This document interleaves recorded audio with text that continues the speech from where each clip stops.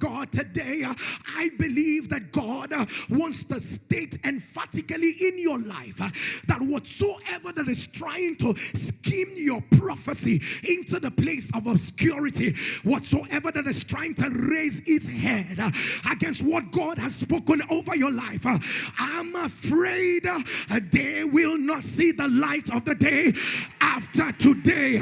Your amen can be louder than it is. And people of God, any man who must move in a particular realm where possibilities will become your everyday word must understand what Bathsheba understood. You must be Kadibasa. I am not worried about Adonijah because God knows how to sort out Adonijah. And by the way, before we end, we will be addressing Adonijahs, but that's not what I am concerned about. I'm concerned about Bathsheba. I am more interested in Bathsheba. Now you must understand that a season was upon Bathsheba. Now God had already spoken, and David sealed it with an oath because this is God's choice. And David swore unto Bathsheba and said to Bathsheba, you know what? Your son Solomon will inherit this throne. But do you realize who Bathsheba was? She was that woman who Solomon had, who David had an adulterous affair with. And people of God, and she gave birth to the child that died. I'm going somewhere. Remember, I say I will be with Bathsheba for a while. And then I gave birth to that child that David begged God and said, Lord, let this child live. And God says, no, a king is coming. This one must die. And David was saying, Lord, please, Lord, please, Lord, please, let this one. God says, no. At the time God was saying this child was going to die, he had not said that the next child will inherit the throne.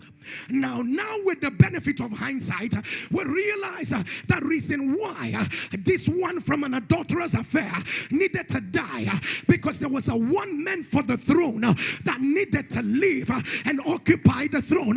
Hear me, TPH. When a season is about to change in your life, one of the first few things that God demands is that some things might die.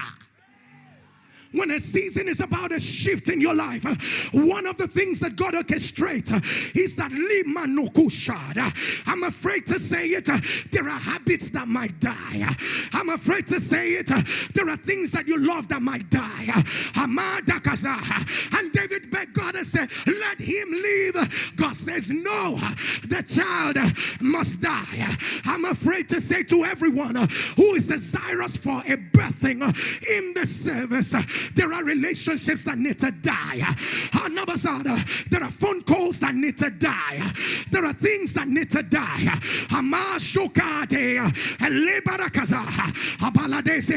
If there is someone who understands and you can feel that there's about to be a shift in your life, lift up your right hand, declare, say, oh Lord, whatsoever that is not right in my life, around my life, die. You gotta say it again. Say, oh Lord, whatsoever that is not right in my life, around my life, die.